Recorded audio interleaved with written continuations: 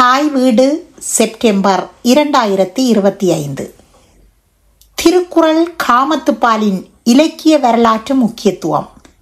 தமிழின் அகப்பொருள் மரபை மையப்படுத்திய நுண்ணாய்வு. எழுதியவர் கௌசல்யா சுப்பிரமணியம். வாசிப்பவர் சோதிலிங்கம் சுபாஜினி. திருக்குறளின் முப்பால் பகுப்பில் ஒன்றாக திகழும் காமத்துப்பால் என்ற பகுதியானது தமிழரின் அகத்திணை இலக்கிய மரபுக்குரியவையான களவியல், கற்பியல் ஆகிய இரு பிரிவுகளை கொண்டமைந்ததாகும். 7 அதிகாரங்களில் களவியலும் 18 அதிகாரங்களில் கற்பியலுமாக மொத்தம் 25 அதிகாரங்களில் 250 குறட்பாக்கள் கொண்டதாக இக்காமத்துப்பால் பகுதி திகழ்கின்றது. தமிழின் பண்டைய இலக்கிய மரபிலே அகத்திணை என வழங்கப்பட்டு வருவதான ஆண் பெண் காதல் உறவு என்ற உணர்வம்சமே மேற்படி காமத்துப்பால் பகுதியின் உள்ளடக்கமாகும். இப்பகுதியின் இலக்கிய வரலாற்று முக்கியத்துவத்தை தெளிவுறுத்தும் முயற்சியாகவே இக்கட்டுரை அமைகின்றது. அவ்வகையில் தமிழின் அகத்திணை இலக்கிய மரபு தொடர்பான ஒரு சிறு விளக்கம் இங்கு முதலில் முன்வைக்கப்படுகின்றது. தமிழின் அகத்திணை இலக்கிய மரபு.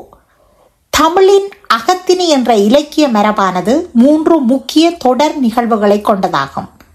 அவை குறித்த ஆணும் ஒரு பெண்ணும் ஒருவரை ஒருவர் சந்தித்து காதல் கொள்வது, அவர்களே பின்னர் திருமண பந்தத்தில் இணைவதன் மூலம் இல்வாழ்வை மேற்கொள்வது, இல்வாழ்வில் தமது காதலை அவர்கள் தொடர்ந்து பேணிக்கொள்வது.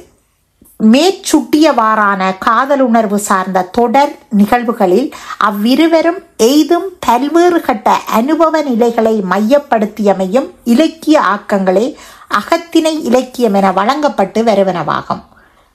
இவ்வாறான இலக்கிய ஆக்க முறைமை தொடர்பான தொன்மையான இலக்கிய சான்றுகள் என்ற வகையில் நமக்கு கிடைப்பன சங்க இலக்கிய பரப்பு சார்ந்தவையான குறுந்தொகை, நற்றிணை, அகநானூறு முதலான 8 தொகை நூல்களும், குறிஞ்சிப்பாட்டு, முல்லைப்பாட்டு முதலான 10 பாட்டு நூல்களுமாகும். இவ்வாறான இலக்கிய ஆக்க முறைமைசார் இலக்கண அம்சங்களை கூறுவதாக நமக்கு கிடைக்கும் முக்கிய தொல்லிலக்கணம் தொல்காப்பியத்தின் பொருளதிகார பகுதியாகும். மேற்படி அமைந்த தொல்லிலக்கியங்கள் மற்றும் தொல்காப்பியம் ஆகியன அடையாளப்படுத்தி நிற்கும் அகத்திணை இலக்கிய மரபின் ஒரு வரலாற்று தொடர்ச்சி நிலை ஒன்றையே திருக்குறளின் காமத்துப்பால் பகுதியிலே நாம் தரிசிக்கின்றோம் என்பது இங்கு ஆய்வு நிலையில் அறியப்படும் செய்தியாகும். இதனை தெளிந்து கொள்வதற்கு முதலில் நாம் இம்மரபின் இலக்கண அம்சங்கள் பற்றி, குறிப்பாக தொல்காப்பியம் சுட்டும் அகத்திணை மரபு பற்றி சற்று விரிவாகவே புரிந்து கொள்வது அவசியமாகிறது. தொல்காப்பியத்தின் பொருளதிகாரம் அகத்திணை என்ற வகையில் 7 வகை மரபுகளை குறிப்பிடுகிறது. அவை கைக்கிளை, குறிஞ்சி, முல்லை, மருதம், பாலை, நெய்தல், பெருந்திணை என்பனவாகும். இவற்றுள் முதலாவதான கைக்கிளையும் இறுதியான பெருந்திணையும் முறையே ஒருதலை காதல் மற்றும் பொருந்தா காமம் ஆகியவற்றை குறிப்பன. இடையில் உள்ளவையான 5 திணைகளின் காதலே தூய காதல் ஒழுக்கங்களாக கொள்ளப்படுவனவாகும். இவ் 5 திணைகளுக்குரிய இலக்கிய உணர்வம்சங்கள் என்ற வகையில் முறையே புணர்தல், இருத்தல், ஊடல், பிரிதல், இரங்கல் ஆகியன மேற்படி பொருளதிகார பகுதியில் சூட்டப்பட்டுள்ளன. மேற்படி ஐவகை திணை மரபுகள் பற்றி எடுத்துரைப்புகளிலே அம்மரபுகளின் அடிப்படைகளாக முதற்பொருள், கருப்பொருள், உரிப்பொருள் ஆகிய முப்பொருண்மைகள் அப்பொருளதிகார பகுதியில் சூட்டப்படுகின்றன. இவற்றில் முதல் மற்றும் கரு ஆகியன இலக்கிய பொருண்மைக்கான பின்னணி அம்சங்களை குறிப்பனவாகும். முதல் எனப்படுவது நிலம், பொழுது ஆகியவற்றையும், கரு எனப்படுவது தெய்வம், உணவு, உயிரினங்கள், தாவரங்கள் மற்றும் பாவனை பொருட்கள் ஆகியவற்றையும் சுட்டுவனவாகும். 3வது வகையான உரி என்பதே இலக்கிய பொருண்மையை சுட்டி நிற்பதாகும். அதாவது காதலன் மற்றும் காதலி ஆகியோருக்கிடையிலான உணர்வு கிளர்ச்சிகளின் ஊடாட்டமே இங்கே உரிப்பொருள் என அடையாளப்படுத்தப்பட்டுள்ளது. இவ்வாறான உணர்வு கிளர்ச்சிகளுக்கான அனுபவ சூழல்சார் அம்சங்களே மேலே புணர்தல், இருத்தல், ஊடல், பிரிதல், இரங்கல் என்பனவாக சுட்டப்பட்டவையாகும். மேற்சுட்டிய புணர்தல் என்ற உரிப்பொருளானது பருவ வயதுடைய ஆணும் பெண்ணும் ஒருவரை ஒருவர் சந்திப்பது முதல் அவர்கள் காதல் கொண்டு அடிக்கடி சந்திப்பது முதலிய அனுபவ நிலைகளை உள்ளடக்கிய உணர்வு பரிமாற்றங்களை சுட்டுவதாகும். ஏனைய நான்கும் திருமணத்தின் பின்னரான பல்வேறு அனுபவ சூழல்கள் சார்ந்த உணர்வு வெளிப்பாட்டு நிலைகளை சுட்டுவன. மேற்படி முதலாவதான புணர்தல் சார் செயற்பாட்டு நிலைகள் அகத்திணை மரபிலே களவியல் என வழங்கப்படுவதாகும். அதாவது உறவுகளுக்கும் சமூகத்துக்கும் தெரியாத வகையான மறைவு செயற்பாடு என்பதே அதன் பொருளாகும். பின்னிய நான்கும் கற்பியல் எனப்படும். சமூகம் அவர்களை கணவன் மனைவி என்ற வகையில் ஏற்றுக்கொண்ட சூழலில் அச்சமூகம் கற்பித்த விதிமுறைகளுக்கு உட்பட்ட செயற்பாட்டு நிலைகள் என இதனை நாம் பொருள் கொள்ளலாம். மேற்படி களவு மற்றும் கற்பு ஆகிய இரு கட்ட நிலைகள் சார் செயற்பாடுகள் பற்றிய இலக்கண விதிகள் கோட்பாட்டு நிலைகளில் கைக்கோள் கோட்பாடு எனவும் அச்செயற்பாட்டு நிலைகளின் தலைவன் தலைவி முதலியோர் நிகழ்த்தும் கூற்று முறைமைகளை கூற்று கோட்பாடு எனவும் ஆய்வாளர்கள் வகைப்படுத்துவர். இவற்றில் களவு என்ற கைக்கோளானது இயற்கை புணர்ச்சி, இடந்தலைப்பாடு, பாங்கற்கூட்டம், பாங்கியற்கூட்டம் என 4 அடிப்படை களங்கள் சார்ந்தனவாகவும், மதியுடம்பாடு, வரைவு மறுத்தல், வரைவு நீட்டிப்பு என துணைக்கலன்கள் சார்ந்தனவாகவும் தொல்காப்பியத்தில் வகைப்படுத்தப்பட்டுள்ளது. அதேபோல கற்பு என்ற கைக்கோளானது இல்வாழ்க்கை மேற்கொண்ட தலைவன் தொழில் நிமித்தம் பிரிதல், மீண்டும் வந்து சேர்தல் என்பன போன்ற பல கலன்களாக வகைப்படுத்தப்பட்டுள்ளது. அடுத்தமைந்த கூற்று கோட்பாடானது அகத்திணைக்குரிய பாத்திரங்களான தலைவன், தலைவி, தோழி, செவிலி, நற்றாய், பாங்கன், பாணன், பரத்தை, பாகன், ஊரார் முதலியோரின் கூற்றுக்கள் அமைந்த முறைகளை கூறுவதாக தொல்காப்பியம் வழியாக அறிகிறோம். இக்கூற்றுக்கள் வெளிப்படும் முறைகள் பலவாகும். நேரடியாக கூறல், சிறைப்புறமாக கூறல், மறைந்திருந்து கூறல், முன்னிலை புறமொழியாக கூறல் என்பன ஒரு வகை முறைமை.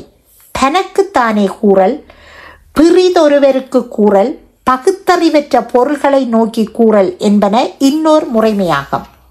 இவை தவிர கூற்று வெளிப்படும் திறன்கள் என்ற முறையில் தலைவியின் பேதமை கூறல், அருமை கூறல், தலைவன் பெருமை கூறல் என வகையிலான கூற்று முறைமைகளும் உள்ளுரை, இறைச்சி என்பவற்றின் வாயிலாக கருத்து புலப்படுத்துதல் ஆகிய முறைமைகளும் கவிதை உத்தி முறைகளாக தொல்காப்பியத்தில் கூறப்படுவதை காண்கின்றோம்.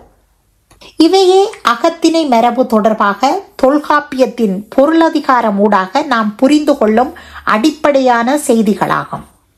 இவை திருக்குறளின் அகத்திணை மரபை புரிந்து கொள்வதற்கென சுருக்கமாக இங்கே கொடுக்கப்பட்டுள்ளன.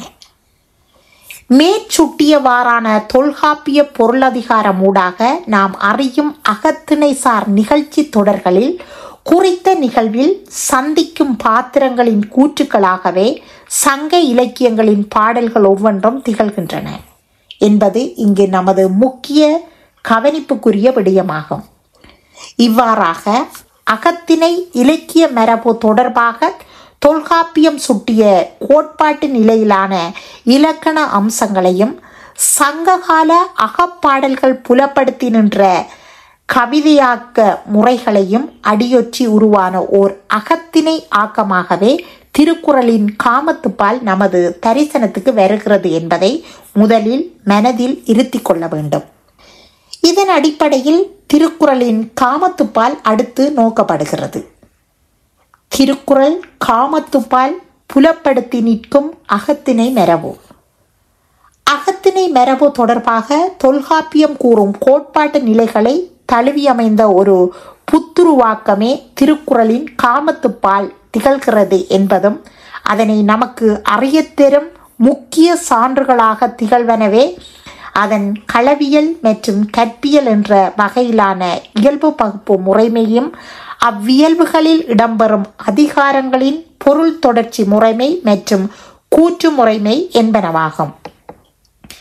களவியல் என்ற பகுதியில் அமைந்துள்ள தகையணங்குறுத்தல், குறிப்பறிதல், புணர்ச்சி மகிழ்தல், நலம் புனைந்துரைத்தல், காதற் சிறப்புரைத்தல், நாணுத்துறவுரைத்தல், அலற்றறிவுறுத்தல் ஆகிய 7 அதிகாரங்களும் களவியல் என்ற பகுதியில் அமைந்துள்ள தகையணங்குறுத்தல், குறிப்பறிதல், புணர்ச்சி மகிழ்தல், நலம் புனைந்துரைத்தல், காதற் சிறப்புரைத்தல், நாணுத்துறவுரைத்தல், அலற்றறிவுறுத்தல் ஆகிய 7 அதிகாரங்களும் பருவ வயதுடைய ஆணும் பெண்ணும் ஒருவரை ஒருவர் சந்திப்பது, காதல் கொண்டு இணைவது, பின்னரும் அவ்வனுபவத்தில் திளைப்பது மற்றும் அத்தொடர்பில் ஊரில் எழும் அலர் உட்பட்டவற்றை ஒரு சீரான கதை தொடர்ச்சியாக நாடகப்பாங்காக காட்சிப்படுத்துவனவாகும். இதுபோலவே கற்பியலின் பிரிவாற்றாமை முதல் ஊடலு வகை வரையிலான 18 அதிகாரங்களும் கணவன் மனைவி இருவரின் பல்வேறு சூழல்சார் உணர்வு நெருக்கங்களை வெவ்வேறு பரிமாணங்களில் நாடகப்பாங்காக காட்சிப்படுத்தி நிற்கின்றன. முன்னர் களவியலில் சந்தித்து உறவு கொண்ட காதலர்களே இங்கே கணவனாகவும் மனைவியாகவும் காட்சிப்படுத்தப்படுகின்றனர் என்பதே வாசகர்கள் புரிந்து கொள்ள வேண்டிய செய்தியாகிறது. கூற்று முறைமை என்ற வகையிலே இங்கே கவனத்துக்குரிய முக்கிய அம்சம் காமத்துப்பாலின் மிக பெரும் பகுதி பாடல்கள் தலைவன் தலைவி முதலிய பாத்திரங்களின் கூற்றுக்களாகவே திகழ்வன என்பனவாகும். குறுந்தொகை முதலான சங்க அகப்பாடல்கள் இவ்வகையான கூற்று முறைமையில் அமைந்தனவே என்பதும் தொல்காப்பிய பொருளதிகாரம் இவ்வாறான கூற்று முறைமைகளை விரித்து பேசியுள்ளன என்பதும் இங்கு தொடர்புபடுத்தி நோக்குதற்குரியனவாகும். இவ்வம்சங்களை நோக்கும்போது மேற்சுட்டிய சங்ககால அகத்திணை இலக்கிய ஆக்க முறைமை மற்றும் தொல்காப்பிய பொருளதிகாரம் சுட்டி நிற்கும் அகத்திணை இலக்கிய மரபு ஆகியவற்றின் ஒரு வரலாற்று தொடர்நிலையே திருக்குறளின் காமத்துப்பாலில் நாம் தரிசிக்கிறோம் என்பதை உறுதியாக கூற முடிகின்றது. இவ்வாறு மேற்படியான அகத்திணை கோட்பாட்டு இலக்கண முறைமைகளை சார்ந்து உருவான போதும் காமத்துப்பால் தனக்கென தனியான அடையாளத்தையும் தெளிவாக இனங்காட்டி நிற்கிறது என்பதையும் இங்கு குறிப்பிடுவது அவசியமாகிறது. இவ்வகையில் 2 விடயங்கள் இங்கு குறிப்பிடத்தக்க முக்கியத்துவமுடையனவாகவும் இவற்றுள் ஒன்று உரிப்பொருளுக்கு அளிக்கப்பட்டுள்ள முக்கியத்துவமாகும். அதாவது சங்க இலக்கியங்கள் மற்றும் தொல்காப்பியம் ஆகியன முதற்பொருள் மற்றும் கருப்பொருள்களுக்கு கொடுத்த முக்கியத்துவத்தை திருக்குறளின் காமத்துப்பால் கொடுக்கவில்லை என்பதும் உரிப்பொருளான உணர்வம்சத்துக்கே காமத்துப்பால் முக்கியத்துவம் அளித்துள்ளது என்பதுமே திருக்குறளின் காமத்துப்பாலின் முக்கிய தனித்தன்மையில் ஒன்றாக இங்கு நமது கவனத்துக்கு வருகின்றது. தனித்தன்மை என்ற வகையில் கவனத்துக்கு வரும் இன்னொரு அம்சம் பண்டைய அகத்திணை மரபின் ஊடல் என்ற உரிப்பொருள் அம்சம் எடுத்தாளப்பட்ட முறைமையாகும்.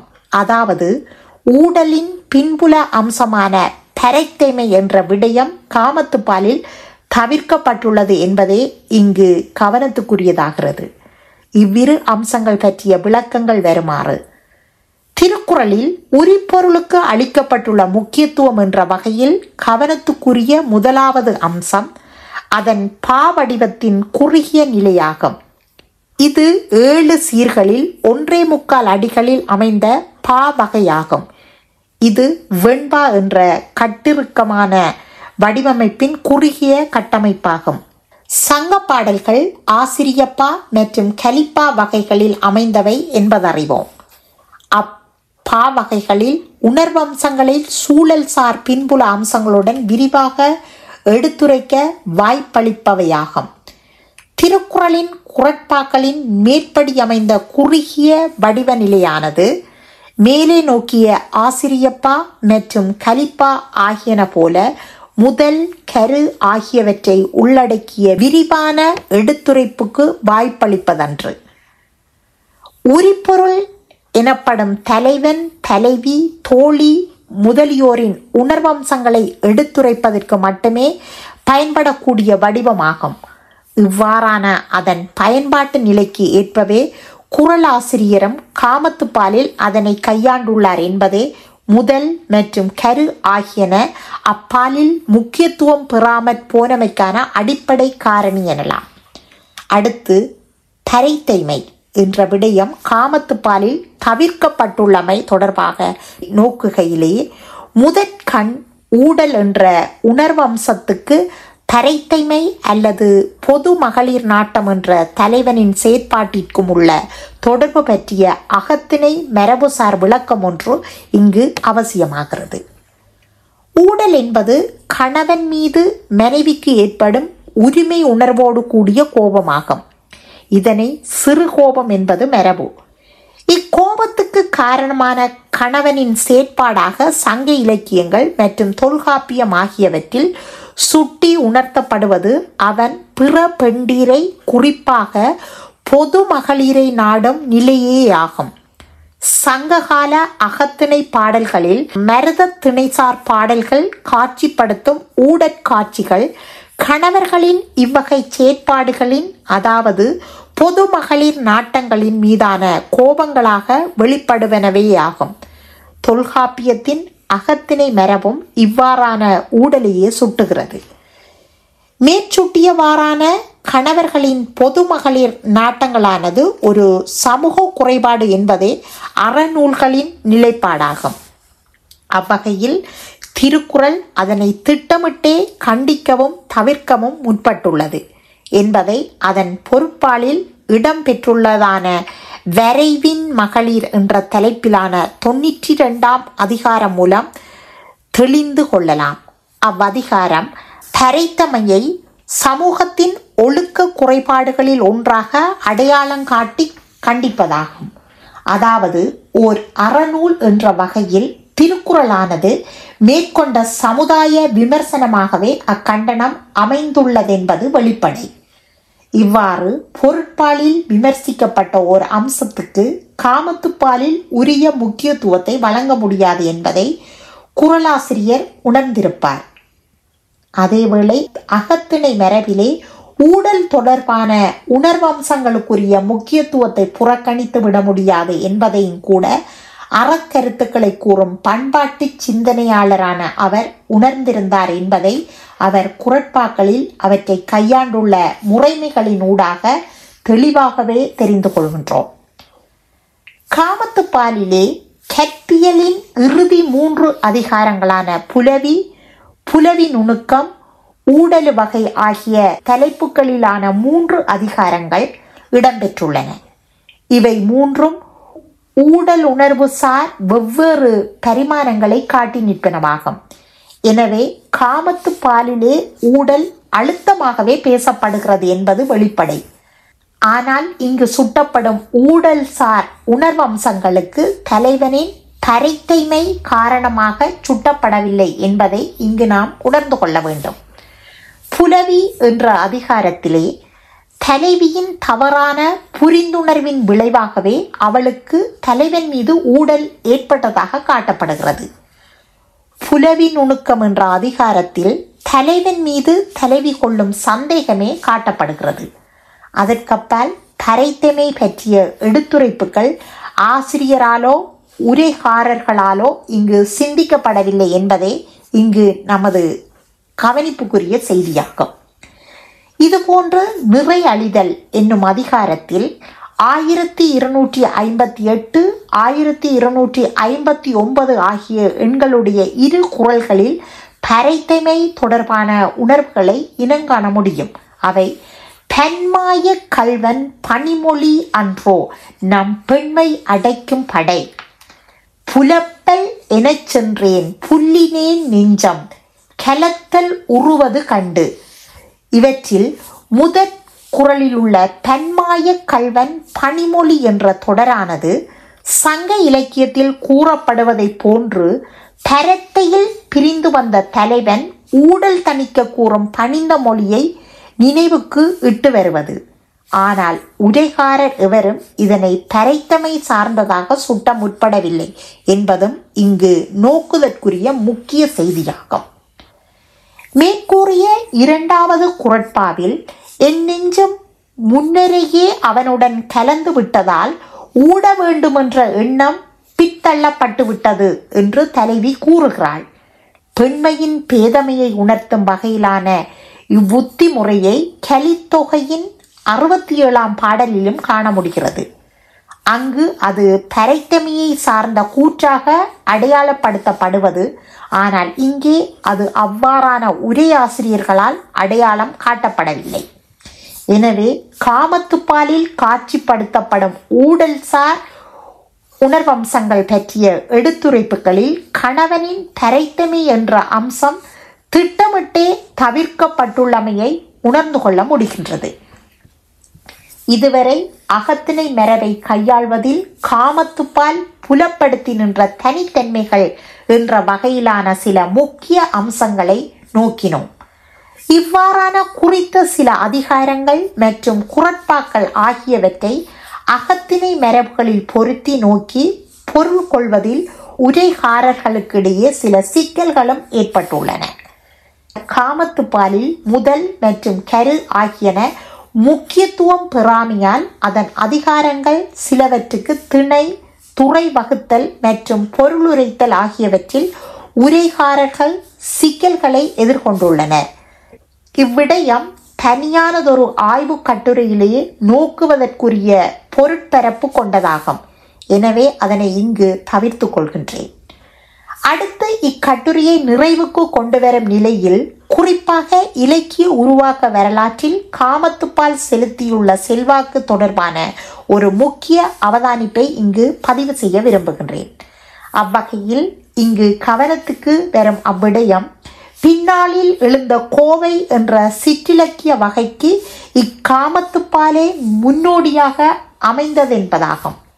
கோவை என்ற இலக்கிய வகையானது அகத்திணை சார்ந்த உணர்வு அம்சங்களை பொருத்தமுற வரிசைப்படுத்தி நாடக பாங்காக எடுத்துரைக்கும் ஆக்க முறைமையாகும். தலைவன் தலைவி ஆகியோரின் முதற் சந்திப்பில் தொடங்கி திருமணம் மற்றும் திருமணத்துக்கு பின்னரான வாழ்க்கை ஆகியவற்றில் அவர்கள் பெறும் அனுபவங்கள் சார்ந்த உணர்வம்சங்களை உள்ளடக்கியதாக அவ்விலக்கிய வகை அமையும். குறிப்பாக திருக்கோவையார், தஞ்சை வாணன் கோவை முதலிய கோவை வகைசார் பிரபந்தங்கள் இவ்வகை உள்ளடக்க அமைப்பு கொண்டவையாகும். இவ்வாறான கோவை அமைப்புக்கு முன்னோடியாக அமைந்ததே திருக்குறளின் காமத்துப்பால் என்பதே நாம் இங்கு அவதானிக்கக்கூடிய செய்தியாகிறது. நிறைவுரை: திருக்குறளின் காமத்துப்பாலானது அதற்கு முற்பட்ட கால அகப்பொருள் மரபை அடியொற்றிய ஓர் ஆக்கம் என்பதும், அவ்வாறு மரபின் தொடர்ச்சியாக அது அமைந்த போதும் தனக்கென தனியான பண்புகளை கொண்டதாக திகழ்கின்றதென்பதும் மேலே நோக்கப்பட்டன. அத்துடன் பிற்கால அகத்திணை நூலாக்கங்களுக்கு ஒரு முன்னோடியாகவும் வழிகாட்டியாகவும் இது திகழ்கிறது என்பதையும் கூட மேலே சுருக்கமாக நோக்கினோம்.